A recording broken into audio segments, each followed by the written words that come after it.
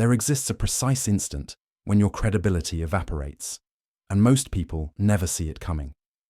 It happens in the microsecond you feel compelled to justify your actions, to unravel the misunderstanding, to set the record straight. Visualize this scenario unfolding before you. Someone launches an indirect critique during a social gathering. A colleague questions your capabilities during a conference call. Your romantic partner reshapes your intentions into something unrecognizable. Immediately, your nervous system activates. Adrenaline floods your bloodstream. Your amygdala fires warning signals that scream for immediate correction of this perceived injustice. The overwhelming compulsion to clarify, to provide context, to reconstruct the narrative in your favor becomes almost unbearable. Yet the instant you surrender to that impulse and begin your explanation, you have unconsciously transferred all control to your opponent. Here's the psychological paradox that destroys most people. Society doesn't evaluate you based on factual accuracy or moral righteousness. It measures you by how desperate you appear when defending your position. The individual who finds themselves explaining has already assumed the subordinate role. The person who constructs elaborate defenses has implicitly acknowledged another person's right to sit in judgment over their character and choices. This is the invisible cage most humans spend their entire existence trapped within, perpetually seeking approval from judges who were never qualified to preside over their court in the first place. If you enjoy stories like this, consider subscribing. Most people who watch aren't subscribed yet. The Renaissance strategist Niccolo Machiavelli decoded a ruthless principle about human dominance that contemporary culture has systematically conditioned out of your behavioral repertoire. His observations revealed that authentic power has nothing to do with possessing correct information or maintaining ethical superiority. Power belongs exclusively to whoever controls the psychological framework of the interaction. The moment you mount your defense, you've abandoned your frame and entered theirs completely. You've transformed yourself into the accused standing before their tribunal, awaiting their verdict to determine your worth. But consider an alternative approach that most people never contemplate. What if, when the verbal assault arrives, you executed the single response that absolutely terrifies those who manipulate others? What if you simply refused to participate in the game they've constructed? The overwhelming majority of human beings navigate their daily experience as marionettes controlled by invisible emotional strings. Someone expresses disappointment, they immediately apologize. Someone levels an accusation, they scramble to explain. Their entire existence becomes an exhausting cycle of reactive justification, desperately attempting to demonstrate their adequacy, intelligence, or fundamental worthiness to an audience that will never be satisfied. This pattern represents a form of psychological suffocation that slowly destroys the authentic self. However, a completely different paradigm exists for moving through social reality. This alternative approach creates such profound emotional sovereignty, such unshakable psychological autonomy, that criticism doesn't merely fail to wound you, it actually dissolves in the atmosphere before making contact with your consciousness. This transformation isn't about cultivating coldness or projecting arrogance. It represents a fundamental revolution in how you construct your sense of reality and where you locate your existential foundation. Throughout this exploration, we're going to surgically examine the psychology underlying the refusal to defend. We'll investigate why your evolutionary biology systematically sabotages you during these critical moments and how to override these primitive impulses with strategic frameworks that Machiavelli himself would have shared only with those destined to rule. I'm going to demonstrate the precise mechanisms for instantaneously reversing power dynamics in any confrontational exchange. You'll discover how to generate such profound cognitive dissonance in your attacker that they begin questioning their own perception of reality. You'll learn to weaponize silence not as a mere absence of sound, but as a devastating psychological tool that dismantles another person's ego structure entirely. But understand this clearly. Implementing these principles demands that you annihilate a specific component of your identity that you've been nourishing since early childhood. That part of your psyche that desperately craves to be understood, validated, and granted permission to exist by external authorities, must die completely. If you possess the courage to starve that needy aspect of yourself into extinction, you transform into something genuinely dangerous to those who rely on emotional manipulation. You become functionally untouchable. Now let's examine why your conditioning has made you so vulnerable. The question demands examination. Why does this defensive impulse activate so automatically? When another person challenges your character or questions your actions, why does your immediate instinct involve producing evidence of your innocence like a lawyer presenting a case? The answer traces back to your earliest developmental experiences. Transport yourself mentally to age 5 or 6. Recall a moment when a parent, teacher, or authority figure accused you of some transgression. What represented your only viable escape route from punishment? Explanation became your survival tool. You learned to construct narratives. I didn't break that object. It fell on its own. I didn't initiate the physical conflict. They struck me first. These early experiences programmed a fundamental equation into your subconscious architecture that authority figures possess judgment power, and your safety depends entirely on convincing these authorities of your goodness. The devastating problem is that your body grew into adulthood, but your psychological operating system remained frozen in childhood. You're currently navigating adult reality while unconsciously projecting that childhood authority figure onto virtually everyone you encounter. Your employer becomes the parent. Your romantic partner becomes the teacher. The anonymous person criticizing you online becomes the punishing adult from your past. Every time you construct a defense against someone's accusation, your subconscious is broadcasting a humiliating message that translates to something like this: you possess authority over me. I am still the powerless child.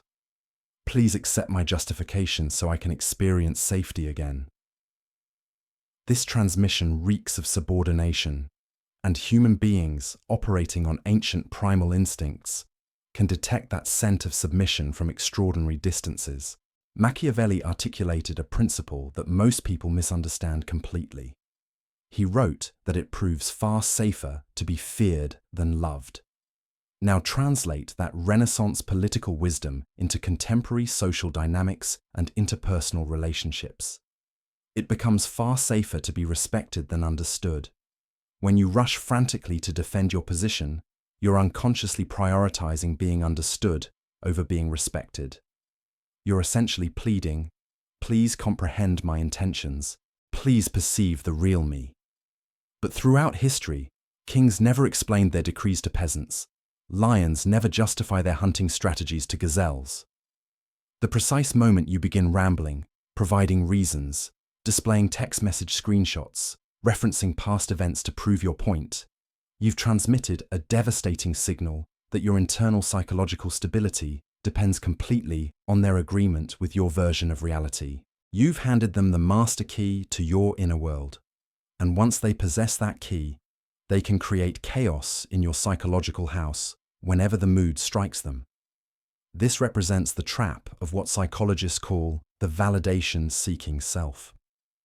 You maintain an illusion that if you just explain clearly enough, present enough evidence, or appeal to logic sufficiently, they will eventually say something like, "Oh, now I understand completely. You're right, and I was wrong about you." But reflect honestly on your experience. How frequently does that actually occur in reality? Almost never, because the attack was never fundamentally about facts, evidence, or truth.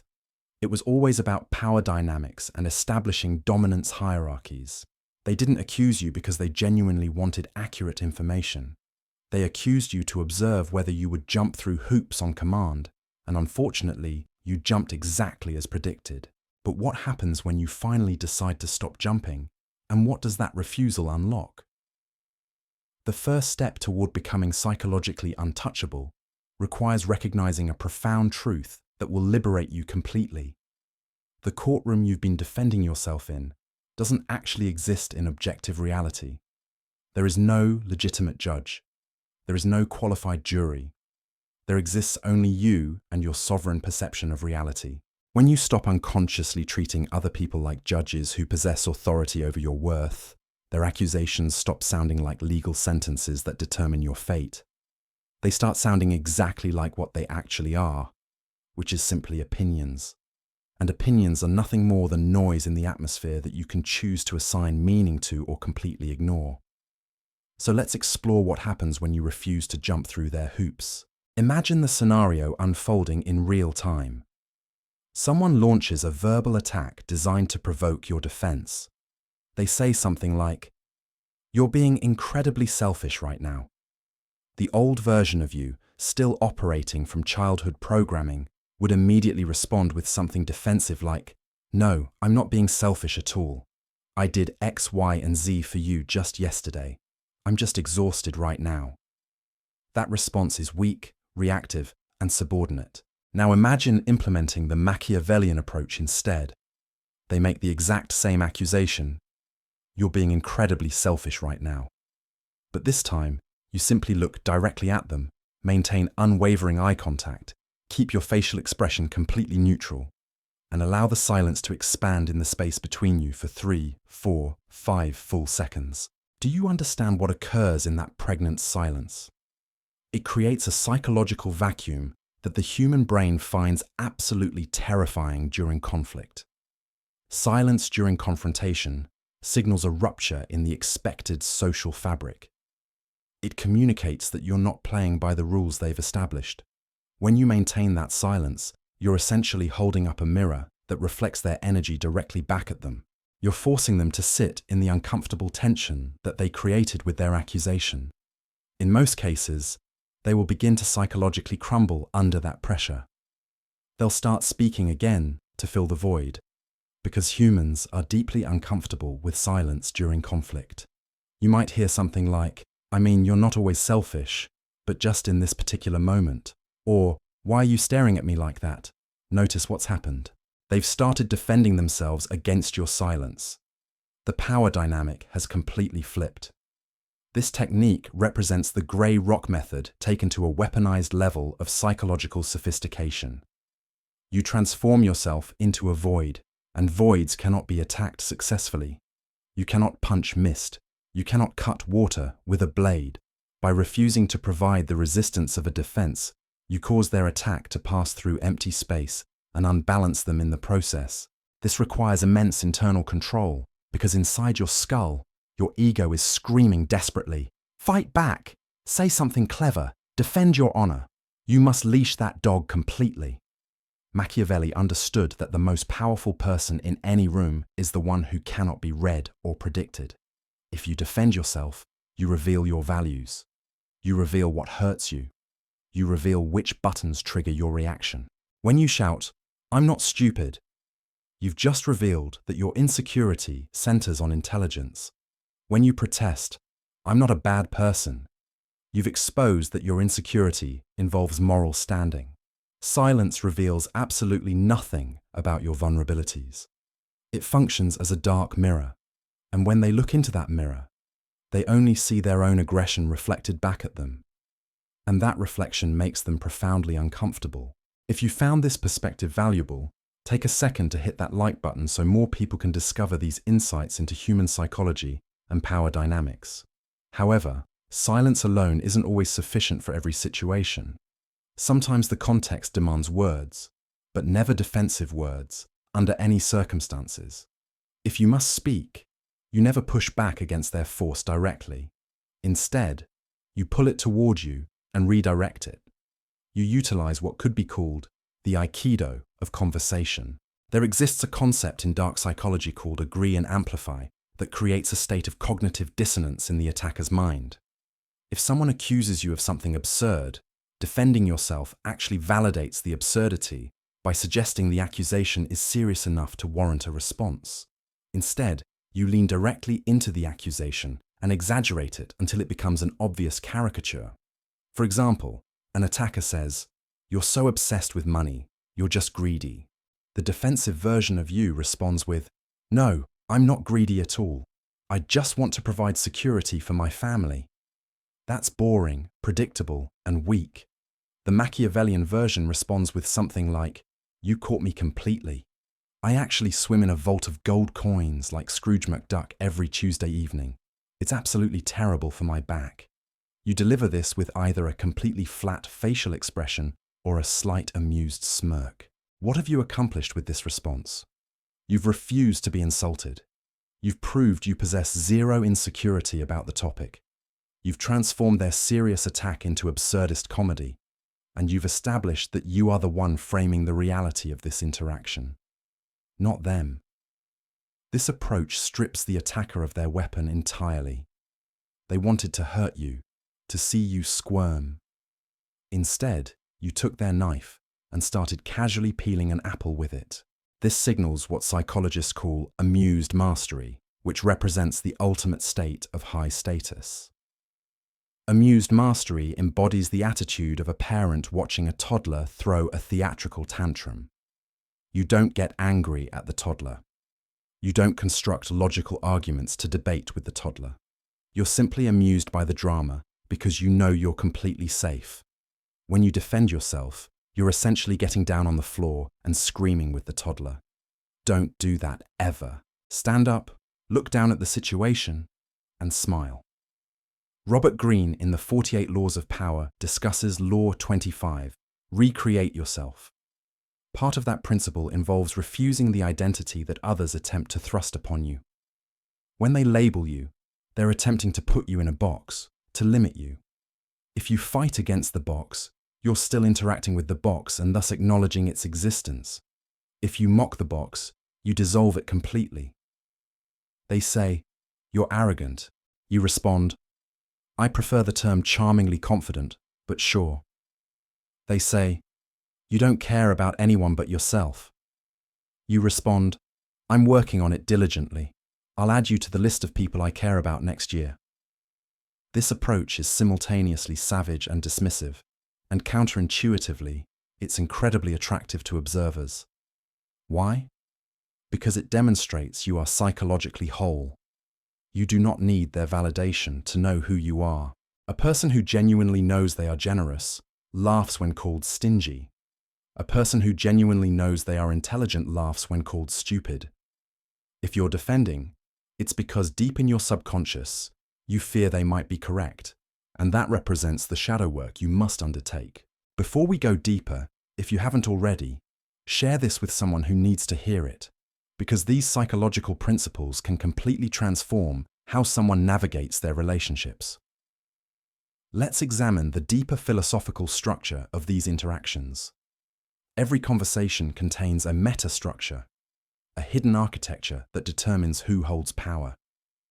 In a conflict, there typically exists a judge role and a defendant role.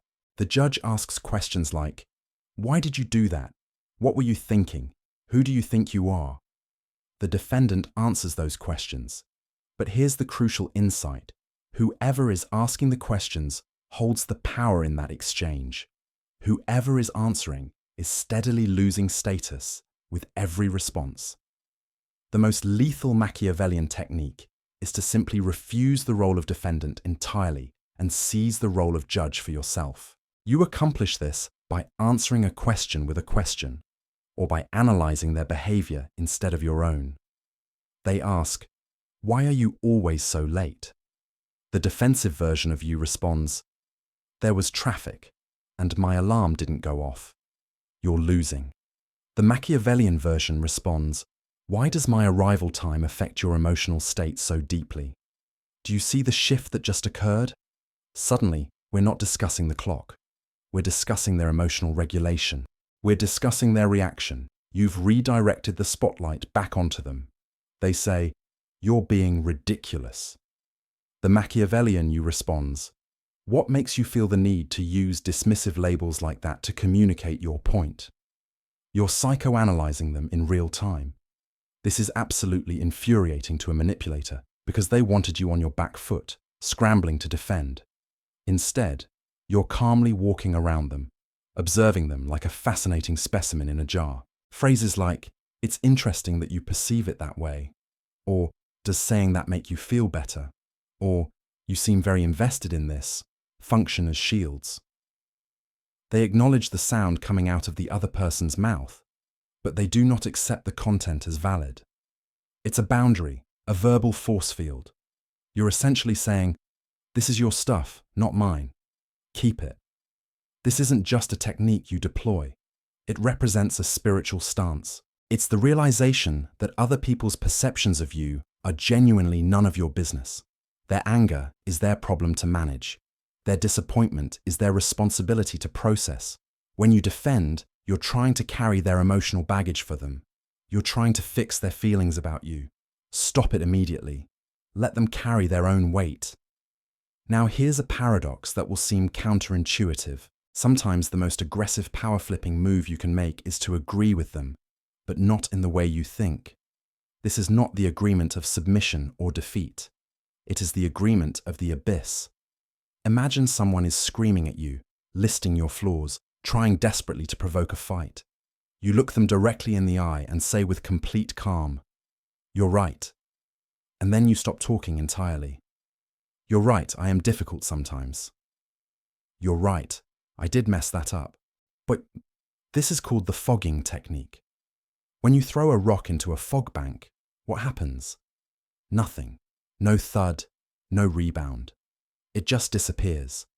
When you agree with an attacker, you steal their momentum completely.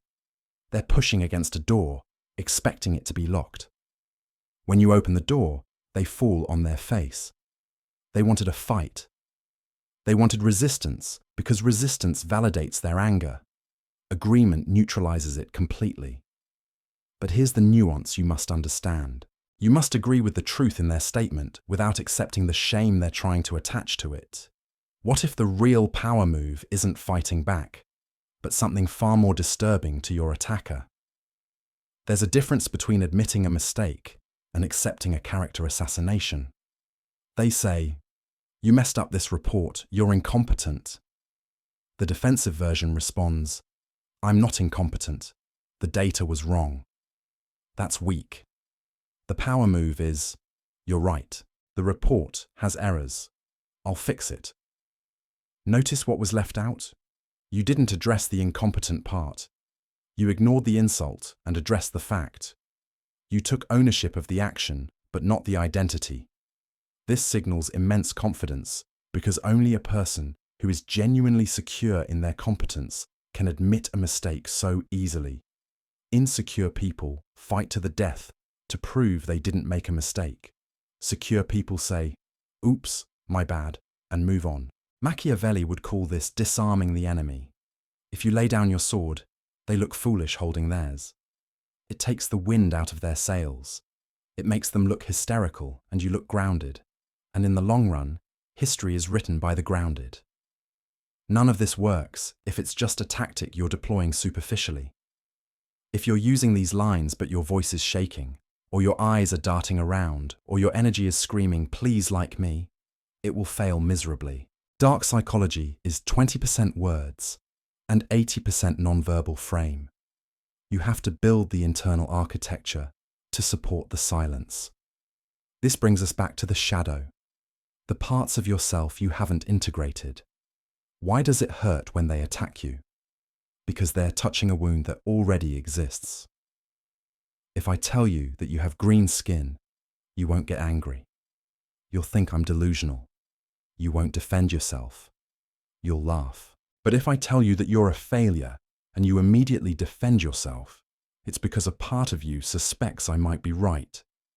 The ultimate defense isn't a verbal technique. It is self-knowledge. It is looking directly into your own darkness, owning your own flaws completely, and accepting your own shadow. When you know you are capable of selfishness and someone calls you selfish, you can say, "Sometimes, yes, I'm." When you know you are capable of cruelty and someone calls you cruel, you can say, "I can be." You cannot shame a person who has already accepted themselves completely. You cannot expose a person who has nothing left to hide. This is what it truly means to be untouchable. It means you have integrated the parts of yourself that others try to weaponize against you.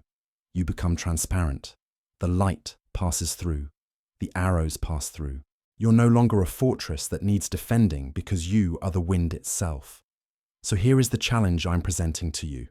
For the next 7 days, you're going to play a game. The game is called No Defense. No matter what happens, no matter how small the accusation, you are forbidden from explaining yourself. If you are late, say, "I'm late," and nothing more. Do not give the reason. If you spill coffee, say, "I spilled the coffee." Do not blame the cup. If someone misunderstands you, let them misunderstand you. Sit in the fire of that discomfort. Feel the urge to fix it, to manage their perception, to be the good guy. And let that urge burn to ash. Watch what happens to the people around you. Watch how they react when you stop playing the game. You will see confusion first, then respect, then a strange kind of magnetism because people are drawn to certainty. And nothing screams certainty louder than a person who does not need to explain why they exist. You are reclaiming your energy. You are plugging the leaks in your soul. You are stepping out of the role of the child and into the role of the sovereign.